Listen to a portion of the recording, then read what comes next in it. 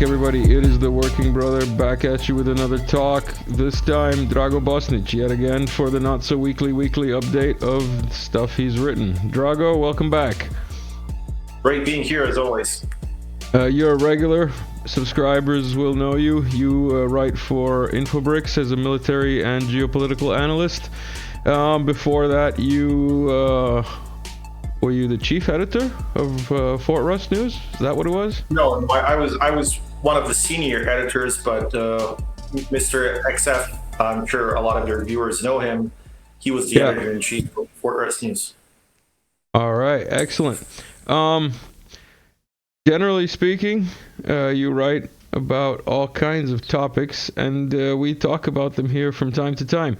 Do you have any preference as to what topic you'd like to get into first?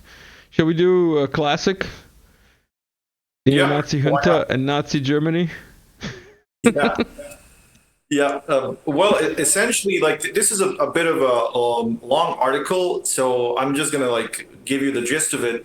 It's about an American military analyst called Michael Peck. He's relatively famous in military analytics, and in one of his latest articles about the way that the EFU is fighting the war, he essentially compared it to the way the Nazis in World War II were doing it. So, that's why I said nomen est omen, which essentially translates to the name is the, let's say, the fate or whatever the Latin translation may be.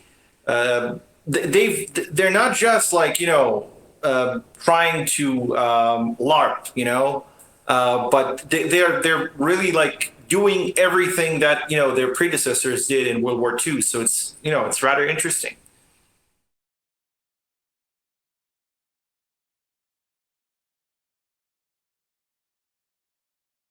It seems the audio is. I muted myself. All right, I muted myself so I could cough while I was off while you were talking.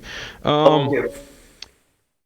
I was saying that basically a nice way to put it, to say that they're how should I say, what did you put it? Their ancestors, they're not role models or something that they're trying to aspire to at all. Not at all. Yep. Yeah. I mean, in a lot of cases, those are the literal ancestors. Like in case of the so-called Ukrainian government, a lot of them are, the literal descendants of the World War II era fans of nuts, as you say. Fans of nuts that were fighting the Russians, as they say in Canadian Parliament. Fighting but the Russians. But they were on the right side of history. They were fighting the Russians, but they were on the right side. Shall we do a meme? Because everybody likes a meme from now on, from time to time. Vozmezdia shared this typical AFU air defense report. One Su-35, one Death Star, and one Star Destroyer. Yeah, and what can I say to that except the one thing that I already written on your Telegram channel? This is obviously a lie because the Andromeda galaxy is not there. So I think whoever wrote this, whoever did this, is undercutting the successes of Ukrainian air defenses. It's probably true. I think the Russians had to change it before they published it. For everybody who's new here, subscribe. This is a comedy channel. Nothing here has anything to do with reality. It's just pure coincidence that the stuff that Drago writes about is current. Speaking of, beware of big bad Russian space nukes. Those crazy Russians with their space nukes. Tell us about the nukey spacey Russians. Yeah, I just want to say, the first thing I want to say is it's incredible how the Russians, can only use shovels and their bare hands and probably, tree branches or whatever in the military, but they also somehow manage to have, space nukes. It's this incredible contrast in the Russian military, Jokes aside, the Russians do have amazing space capabilities. But this was just a regular McCarthyist scare tactic. that they've tried to use a couple of weeks ago, I think, maybe like 10 days ago, not sure exactly what the date was. So they were talking about these, amazing Russian space capabilities that they've always had. I mean, for the last 30 or 40 years. And they didn't specify what sort of a weapon was it, because, and also the media likes to, spin the narrative because it's going to present the Russians as these crazy, people that like to just destroy everything from space or, from on the land, whatever, wherever. So the idea was was manifold, actually. What they were trying to do is to justify the NATO's and America's desire to militarize space, and also to increase the budget, because it's always a good idea to have a lot of money given to a lot of those military industrial contractors who are doing everything to make America safe and the world a better place, obviously, like what they've been doing for all these centuries at this point. So the Russians have had this capability since the late 1980s, at least. There was this Polya-Skiff satellite weapon, which was essentially like a laser strapped on a satellite, and it was supposed to be used against other satellites. So it's essentially like a satellite, anti-satellite weapon in space, and it can't really do anything, on the ground. So it was all, like nothing, basically. So they did say that later on, but they didn't specify it, for at least a couple of days, which is why everyone went crazy about it. I wanted to get into this next one. 2 years into Russia's SMO, by the way. Happy 2-year birthday to the Russian SMO. Woohoo, it's 2. Political West more isolated than ever, pushing for global destabilization. What would make you say that, man? They just had all these summits. I think this is just Russian propaganda, obviously, but apart from that, what I mentioned in the article is that they were trying to impose sanctions, and they are actually contemplating that possibility of imposing sanctions on other countries who are actually doing business with Russia, including China and India and all these other countries. So the insane part is they finally admitted recently that the sanctions are not really working. So now what they want to do is they want to make sure other countries don't do business with Russia. So we could say this is like a sort of a litmus test of actual sovereignty for a lot of countries, because if they do, accept this, if they do accept American blackmail, then they're not really sovereign. And the thing is, like, this is going to hurt their own economies, because Russia, unlike the political West, actually produces commodities, and it doesn't bomb, all these other countries around the world, unlike the United States and NATO. So, like, Russia really all these other countries really need Russia for a lot of stuff. So we'll see, I guess. But what I really think is, considering the expansion of BRICS, I don't think, that's going to work at all. It's just going to backfire, because all these Western countries will essentially destroy their relationship with a lot of countries around the world if they try to impose sanctions, like third-party sanctions for doing business with Russia. I'm going to take a little break from your serious stuff there. It got me thinking about math and sanctions are working. This was shared by somebody in chat. Buddha, what makes us human? Selecting all images with traffic lights. Keeping it lighthearted, because this is a comedy show. No, really, it is. Seriously speaking, though, I have this video here. Actually, I have a couple of videos, but let's play this video first. And this was shared as the first shots fired in the Russo-Ukraine conflict. You might have some insight into this. Let me try and get this queued without playing. There we go. And then put this on. They marched up the hill singing their regimental song. Commander Yuli Mamchur at the head of the column.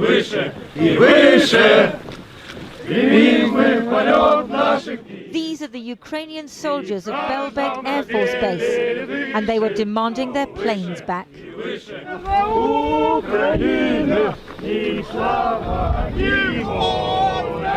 As they neared the Russian troops, they broke into the Ukrainian national anthem. Even when the Russians fired warning shots in the air, the first shots of this crisis, they didn't stop marching. They just kept going, nearer and nearer. The Russians. The Russians. Those Russians. I think this is Christian Amanpour's voice, by the way. Very possible. Right? The most beautiful CNN anchor in history. Yeah.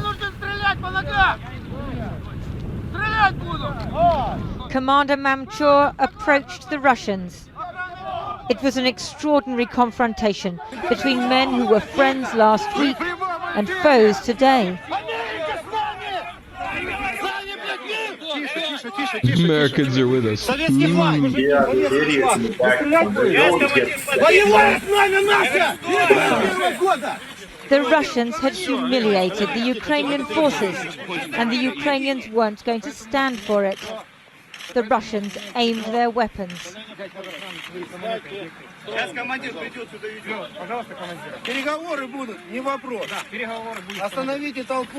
There will be negotiations, not the problem. Not the The problem. Ukrainians didn't flinch. Мы все военнослужащие, если что. Мы еще граждане. В угоду какому-то одному политическому деятелю мы сейчас столкнуты лбами. Два братских народа. Это неправильно. Russian soldier, why are you deliberately provoking us? It sums up the last 10 years. Drago, Yeah. you hadn't seen that, or at least not with me. Do you have any reaction to what you just saw 10 years ago? Yeah, I've seen that video 5 or 6 times by now, including like when it actually came out. And I remember it vividly, especially that part. I remember that part when he says, one of the Ukrainian soldiers says, America s nami, which means America is with us. And we can see how is it with them every single day. It's just, it's sort of tragic. It's not even funny anymore because we know everything that's been going on since then, and all the people who were killed in Donbass and now in Ukraine and so on. So, it's really like frustrating to even see it because you see these people who are essentially brainwashed into thinking that this, superpower from the other side of the world actually cares about them, and when all it really wants is to use them as cannon fodder in a conflict with Russia. It shows just how stupid people can be, how naive they can be, and believing that America is going to protect them, especially against Russia. Off topic. Albanians opened the NATO base. But we'll discuss that in an upcoming episode when you write an article about it. In any case, we'll make a joke about that some other time. This is from my personal Facebook from a couple of days ago. I shared this 10 years ago, and Facebook chose to remind me. Whoever Peter's News is, a shout out to Peter's News. So, like, even 10 years before I became the working brother, I was already into this. And I think it's pretty funny that you see this scythe, I think it's called here, scythe. The thing that, like, you cut down weed with. It's Israeli. What can I say? Memes. Coincidence. There you go. Coincidence. Everybody who's new here and who likes what I do, buy me a coffee. It powers the show. Look, like even the coffee mug is like smiley. There's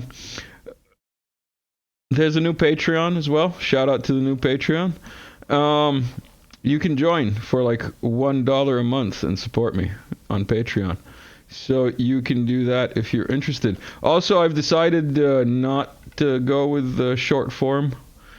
Most of you have told me that you listen to these in the background during your day, and you prefer the long form, and you feel like the last time you got ripped off when Drago and I were just getting interesting into his articles, and then we called it the end of an episode. So this might go on for a while.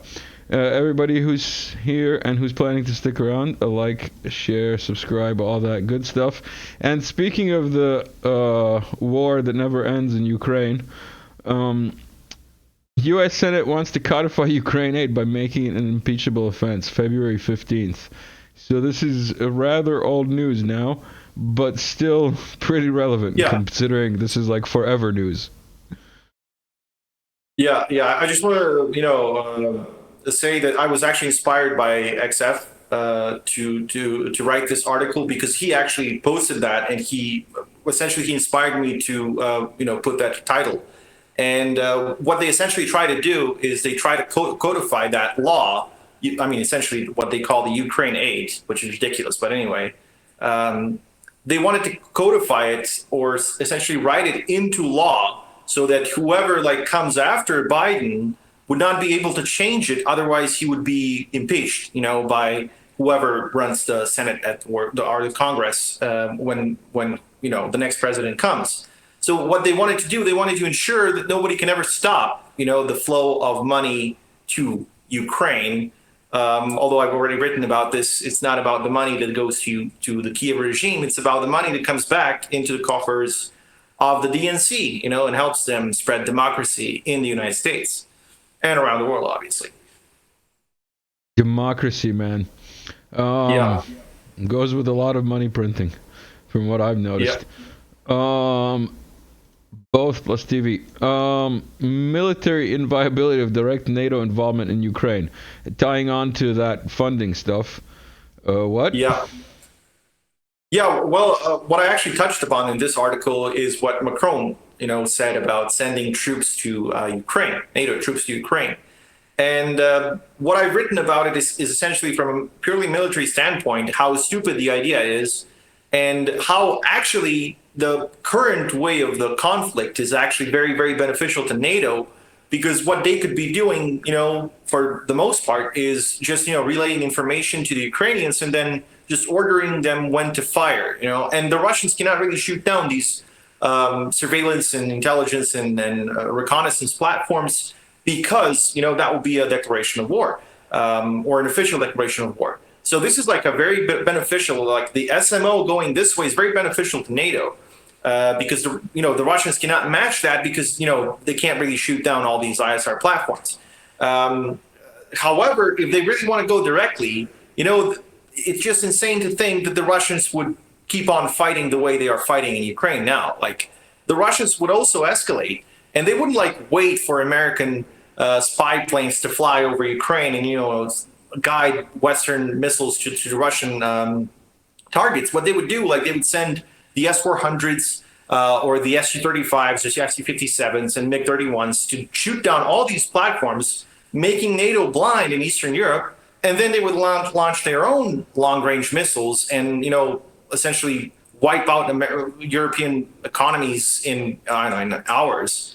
I'm not even talking about, nuclear attacks. I'm talking about conventional long-range missiles that could destroy a lot of companies, especially production lines which would completely disable NATO's ability to, produce munitions, which already is, something with which they already have a lot of problems because they can't produce enough ammunition for themselves and for the Ukrainians. So that's essentially what I wrote in this article. Again, you make such a good case for Russian propaganda that I had to find a meme to get people to stay tuned in. This came out within the first days of the SMO. In Kiev, a guy just kept in normal bike routine as a bike went for a bike ride surrounded by tanks. Cyclists think they own the road even in a fucking war.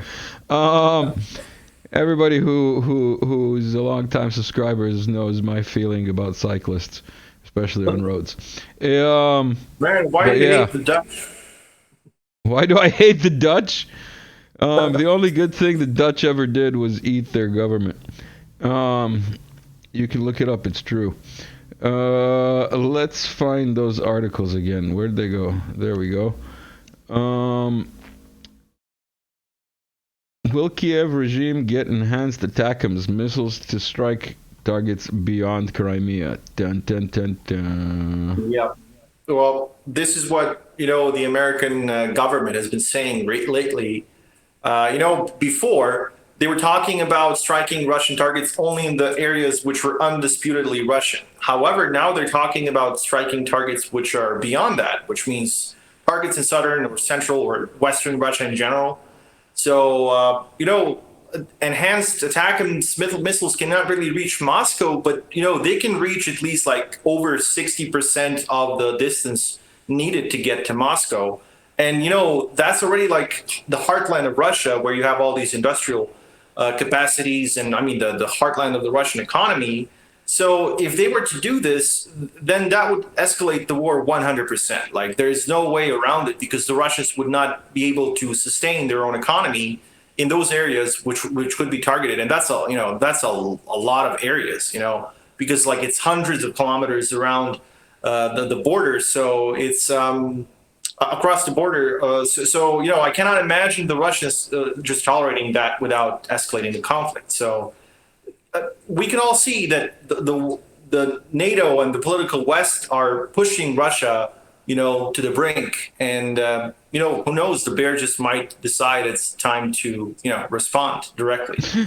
Time to snap at that, like, annoying stick that is being poked with. Speaking of annoying sticks, did Zaluzhny bail in the nick of time? You gotta love that peace sign. This is the guy who got his head blown off and then was AI, right?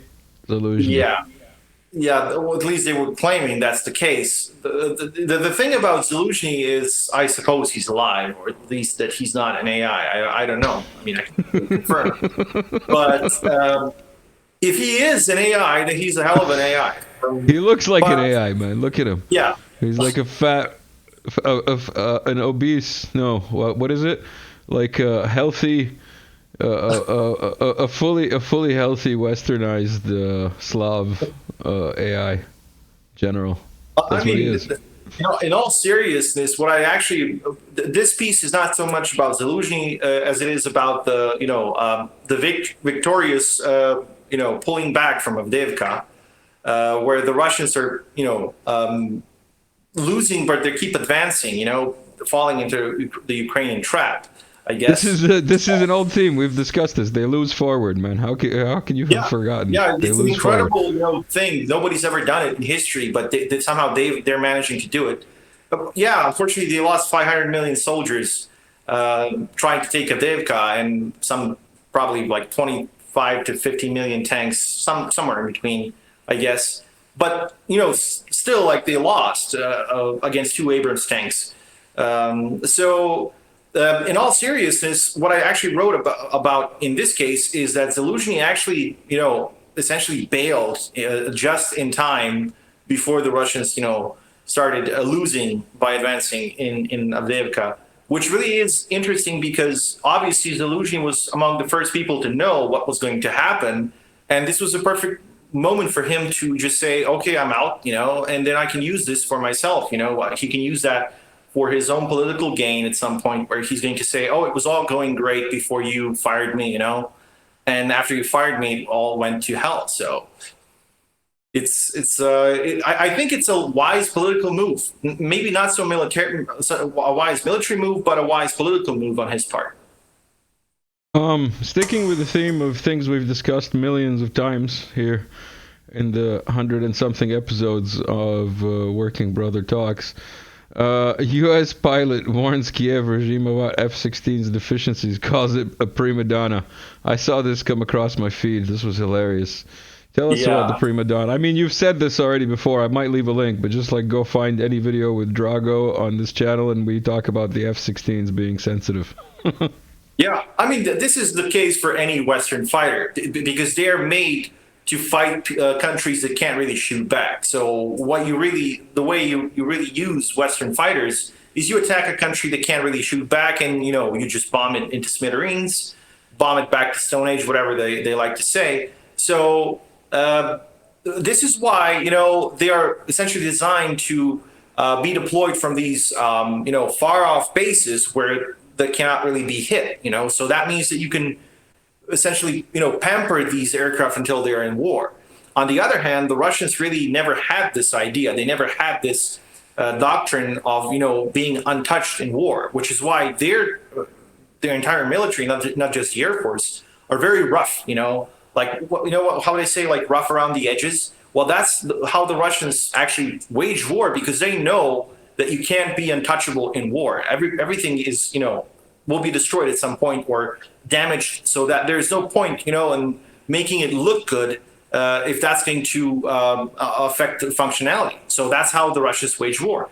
And the Ukrainians actually experienced that recently because one of their MiG-29s was hit, and its right engine, I think it was the right engine, was blown off, but still the MiG-29 was able to land. Now, can you imagine if an F-16 land, in that way? I mean, first of all, it can't because it only has one engine, which means if you take out one engine, that's it. That's the only engine that it has. On the other hand, MiG-29 has two. So, of course, this shows the difference in the doctrine and the design philosophy of how the Russians actually wage war. Just like the smallest example of that would be the fact that Russian airplanes can land on unprepared surfaces, as in a dust runway, or like sand runway or grass runway, whereas American jets need to vacuum their concrete runways before they take off. Exactly. No joke. This is real. I mean, can you imagine something like that in war? Because war is dirty, war is filled with all kind of debris. You can't really have a clean war. So this is why I think this NATO way of fighting war is mindless, because it shows that they never really faced a serious opponent.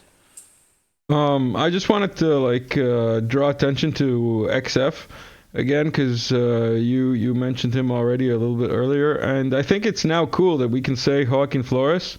We can say that his name, because his lawsuit or whatever it was, I might have him on to discuss that and tell us what actually happened. But I think we can officially talk about him, and the reason I bring him up again is because he posted Medvedev at the youth conference with his map in the background. This is Medvedev's map. It's close to the map that I've done, but I think it still needs editing. And Medvedev is wearing the Eurasianist priest outfit, as Joaquin or XF called it.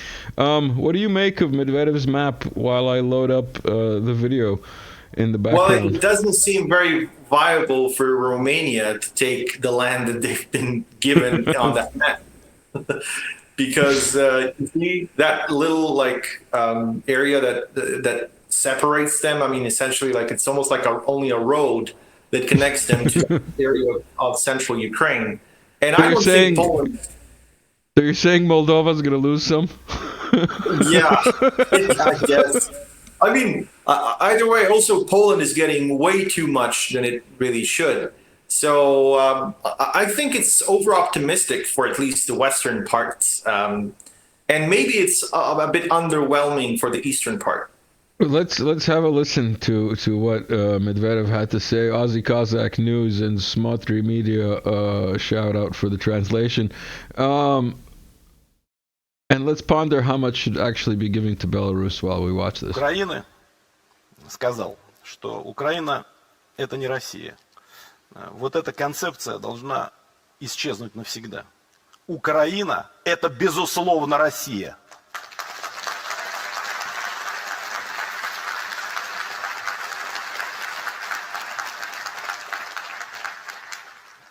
Должны кануть в небытие и попытки игнорировать российское общественное мнение. Оно справедливо считает Украину и ее население частью нашей общерусской цивилизации. Не попади вот та самая Украина в глупейшую ловушку, которую расставили Соединенные Штаты. And then somebody made a remix of it. Medvedev showing his meme collection. I think this version is better. Штатов Америки здесь использую. Pretty much. Спасибо. Мне тоже нравится это. So what do you think of this map? And I mean, other than the fact that Romania and Poland get a little bit too much. I mean, I'm not sure if it would be sustainable. First of all, Poland would have to take I mean, it's not just about taking territory, because it's a lot different nowadays than it was 200 years ago. Because when you take a territory, there's a lot of things you have to do. There's a lot of commitment, And, for Poland to take any territory where there isn't like a decidedly Polish majority, or at least a pro-Polish Ukrainian majority, that will be self-defeating, because at some point, there might be a rebellion of some kind if they don't like the Polish rule. And, they might find themselves, embroiled in a conflict that they would not want to fight. And then, of course, although it may seem ironic, the thing is the Russians would support a rebellion like that, even though it is a rebellion by the people who are not very friendly to the Russians, obviously. So, it's too much of a geopolitical hurdle for Poland to take that territory. Not to mention Romania, because Poles and Ukrainians are at least Slavs, so they can understand a lot of, each other to a certain degree. On the other hand, Romanians speak a Romance language, which is completely different from the Ukrainian, which is a Slavic language. So, I don't see how Romania would be able to take anything apart from those areas where there are Romanians living, which is not a big, area. I mean, the major thing for Romania would be to take Moldova, or at least the majority of it, which is Romanian speaking. So that would be the real deal for Romania, I think. Speaking of going to war with Russia, a country that's been vocal about going, everybody wants to go to war with Russia. It's like the in thing to do now. What's that Serbian saying? He went at Russia with a bicycle. Yeah, something like that. Yeah. One of those countries is the UK, who has the UK Navy. Hey, not what it used to be. Right. yeah, the extremely functional Navy, that doesn't break down every 2 days, especially not its aircraft carriers and destroyers. And, one of the last, let's say, catastrophes for them, and an embarrassment, essentially, was when that Trident missile, failed for the second time. So, I wish we knew. I wish I knew I was going to talk about that. That video is hilarious. Watching that missile spin out. And if you think that's supposed to be like carrying a nuclear ballistic missile, that's very reassuring. Good luck to the sub crew that fired the missile. If that's what it's going to do. The thing is, they keep threatening Russia. They only have 4 of those, by the way, Vanguard class submarines, which carry those Trident II missiles. And essentially what could have happened, they could have destroyed their own submarine. So in that way, they would have lost 25% of their strategic arsenal in peacetime. And they want to go against Russia, the country with the largest stockpile of nuclear weapons in the world. A country that has 15 nuclear subs, with essentially hundreds of warheads on each, because they have up to 10 warheads on each missile. And not to mention the Poseidon, the nuclear torpedo, drone torpedo, whatever you want to call it. It's just suicidal. And they keep pushing, they keep poking the bear, even though they're like this tiny rats. I'm not even sure how to describe them. And it's just so insane. Tiny rat. That fled the sinking ship of the EU. Where's that other article? There we go. UK again. UK brags about direct involvement in attacking Russian Navy ships. The UK, I think somebody commented about this. I can't remember who it was. Is absolute arrogance of the British. It's not surprising at all. Yeah, that guy in the picture, that's the head of their general staff. That's Admiral Tony Radakin, and this guy essentially bragged about directly taking part in planning and executing Ukrainian attacks on Russian ships. So essentially, he admitted, that they're destroying and sinking Russian ships.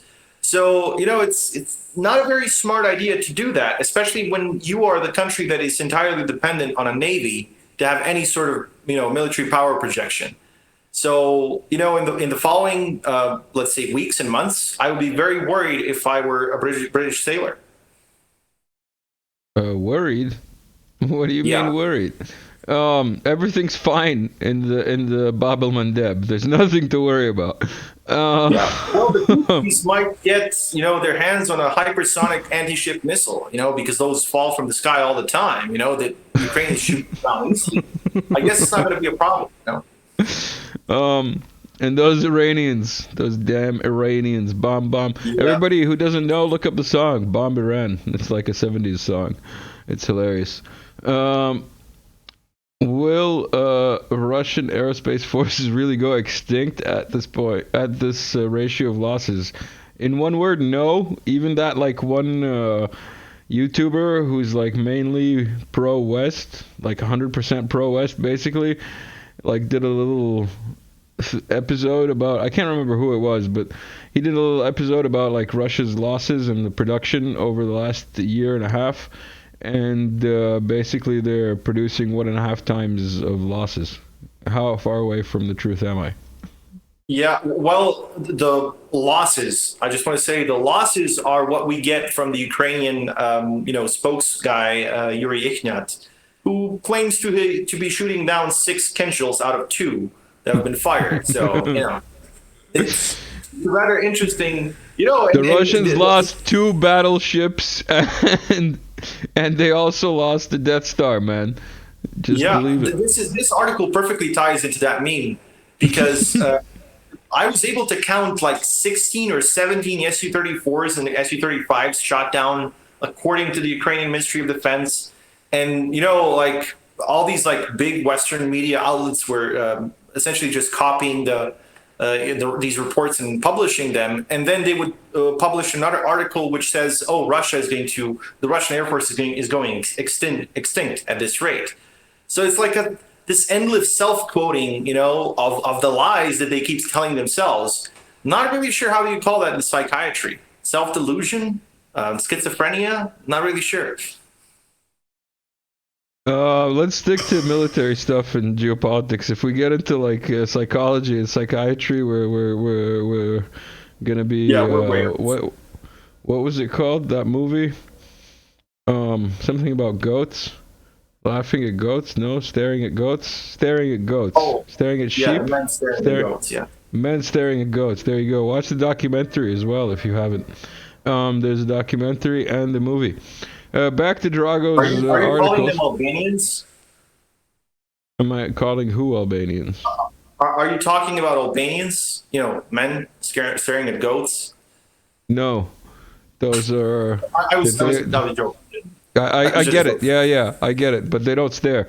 They do a lot worse things. Yeah, they act.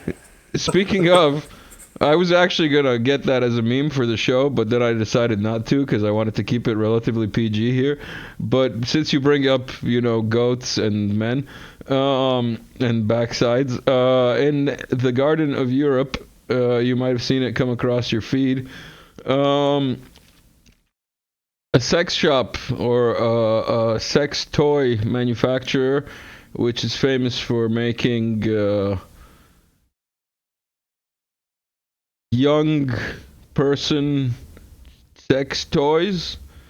Yeah. Let's put it that way. Has started making sex toys in the shape of animals. Woo! The European garden. Yeah. We're progressing towards the 22nd century. Awesome. Let's get back to all this other fake news here.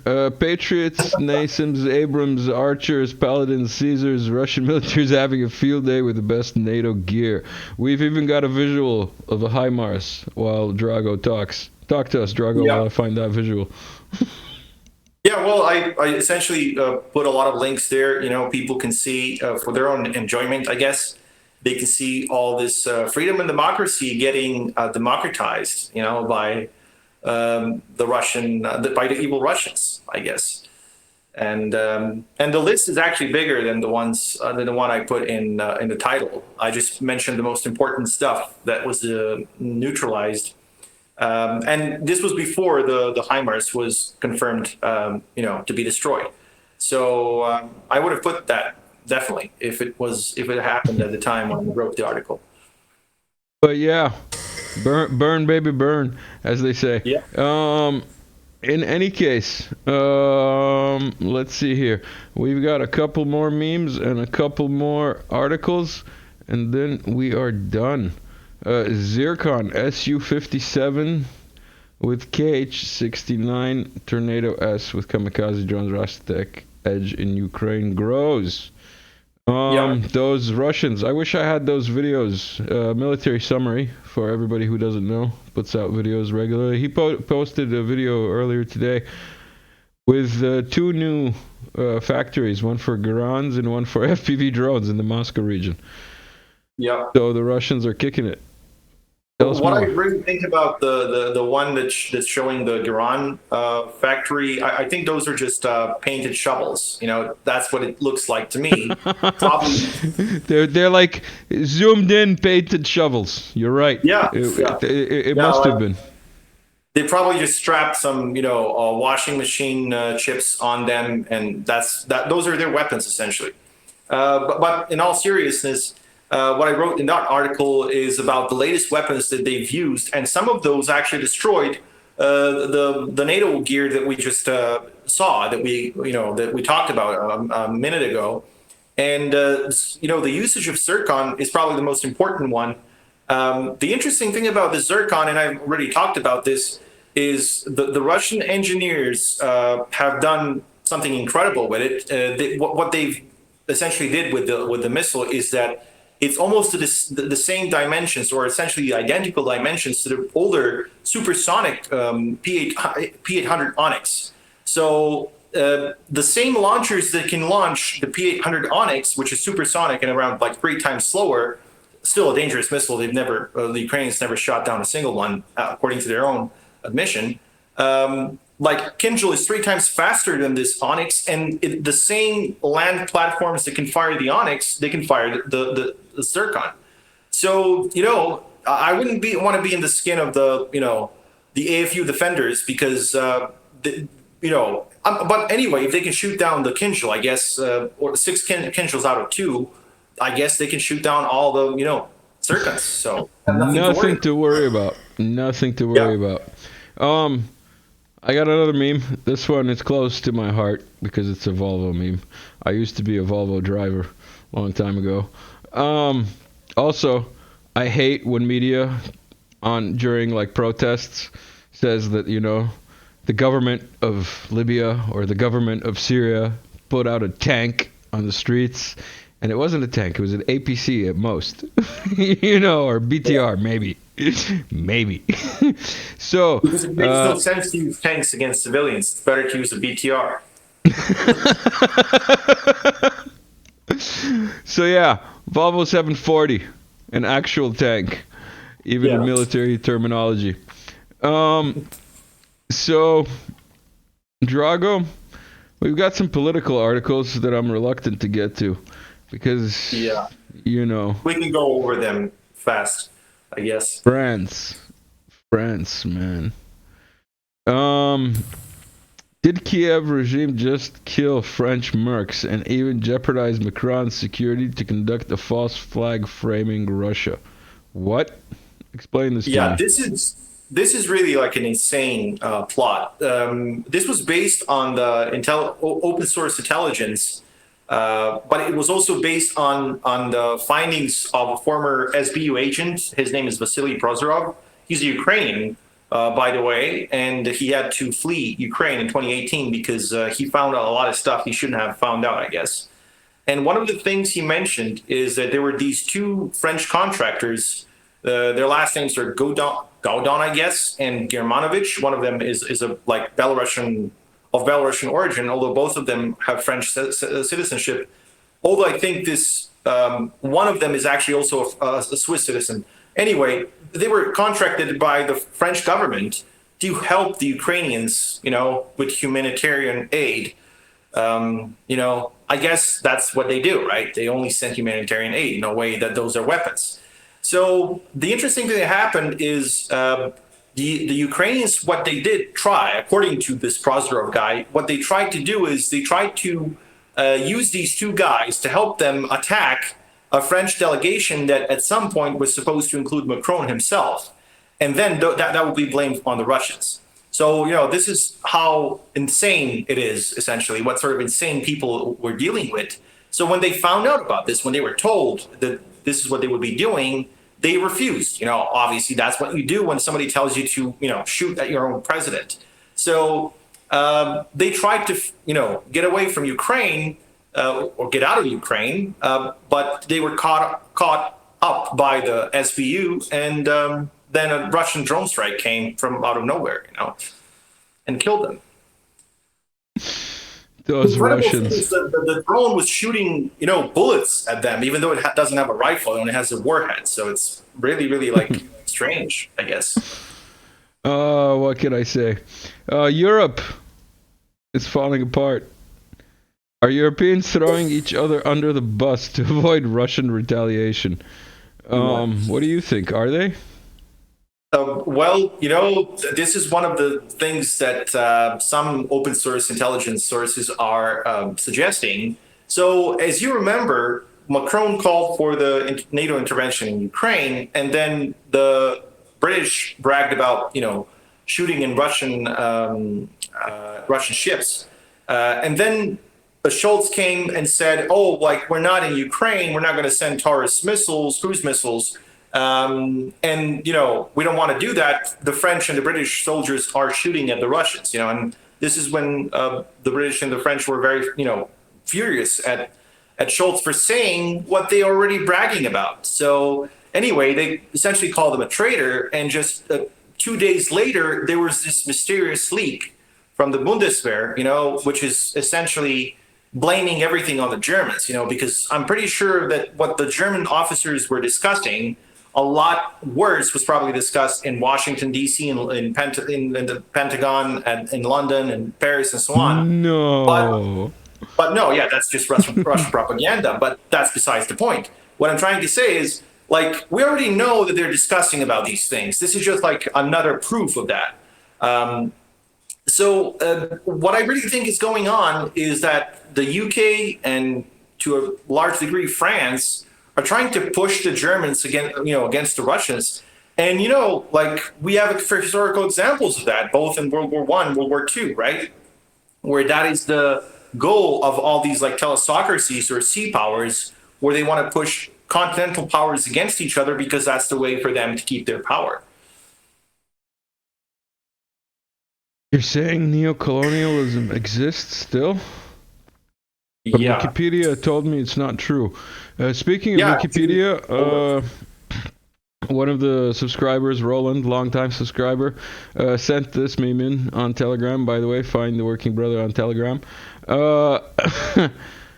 Meet the man behind the third of what's on Wikipedia. He looks exactly like I just imagined him. Yes. Considering we're done with all the articles, we've got. Oh, I've got one more little thing to show people here. This is a video of St. Petersburg taking down a drone. Let's mute this guy because he's pretty annoying. Sichaminus. He's an NATO bot. But the point is, the Russians posted a video of the interception of a drone. And based on this video, some people did some calculations, even open source looks like, and calculated where the SAM site is located. And I think that's a pretty big miss on the... And this guy's trying to push the narrative that this drone came 878 kilometers from Ukraine. Sure it did, bro. It didn't come from Estonia. It didn't come from Estonia at all. No, not at all. No way. Estonia would never do that. Estonia is the most pro-Russian country ever, man. Right? They're basically like a poodle of Russia. No, seriously speaking though, how do you feel about the ability of people to geolocate these kind of things and the miss on the side of the Russian public to post things like this? Yeah, well, what I really think about this is, do people who are launching these attacks Ukrainians, you know, the Ukrainian deep diving teams and stuff like that. Deep diving Ukrainian teams, yes. Yeah, they suddenly decided to start launching drones, and you know, I guess this deep diving team is the largest team in the world because it's in the entire damn NATO. So, I mean, let's just call it the way it is. Do they like think about the fact that such attacks can actually make it happen that at some point you're going to wake up at 3 a.m. thinking it's dawn, but it's not dawn. It's going to be something very different, and it's going to be a lot hotter, you know? So they should just think about this for a second before they start doing this again. And to me, it seems that they can't grasp the idea that they can blow up the world, you know, by doing all these things. No comment. I have to come out with merch that says no comment or says leave a comment. Would you buy Working Brother merch?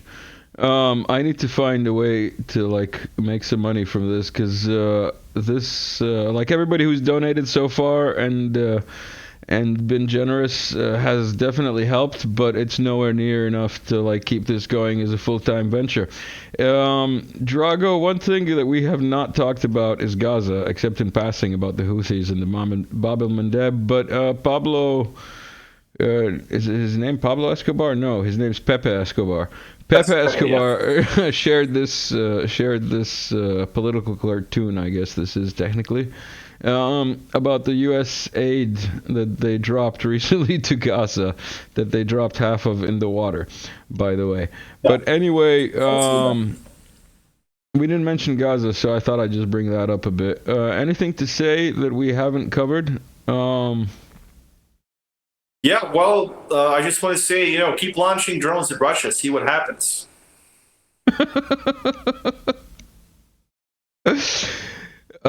With that bombshell, I think this 51-minute episode, 52 now, is done. Thank you, Drago, for coming on. It's been a pleasure and a good laugh as always. Everyone who stuck around, thank you. Patreons and coffee buyers, thank you. Like, share, subscribe, all that good stuff. See you soon. Maybe not.